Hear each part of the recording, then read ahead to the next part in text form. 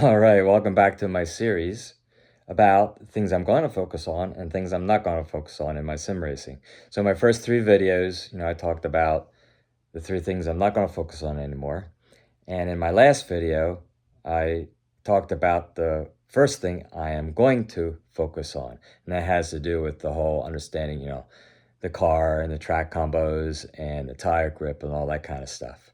So the second thing I want to focus on is how the sim racing is integrated into the rest of my life. Alrighty. So there's other things I enjoy doing besides sim racing, and lots of them have to do with motorsport.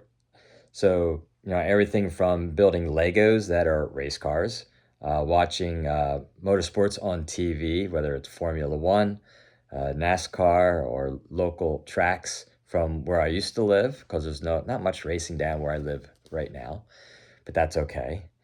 And reading about motorsports, watching documentaries, and anything basically related to motorsports. And that kind of reminds me why I enjoy the sport, and it kind of gives a little extrinsic motivation to understand the whole sim racing, because I know there's people that go from sim racing to racing real cars, and what's fun to do is watch those people progress because they're young and they have a big future in front of them, and I want to see how they progress through the different stages of racing. I used to have my favorite NASCAR driver, but he has retired, and I don't have a favorite NASCAR driver anymore.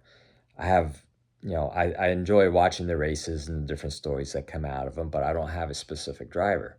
With Formula One, I don't have a favorite driver, but the personalities are so strong and the teams are so unique, and the cars, wow, they're wonderful. There's just the engineering. I can't beat the engineering that goes into those cars. So that whole scene is fun to watch. And one of the things I'm going to start watching is the Netflix series, Drive to Survive, which I haven't watched yet. I knew that all came out of COVID. And after listening to one of the audiobooks about Formula One, learned how that helped increase the fan base, especially in the United States. So one of the things, like I said, I'm going to focus on is how my sim racing or how the things I do outside of sim racing can help influence what I do in the rig.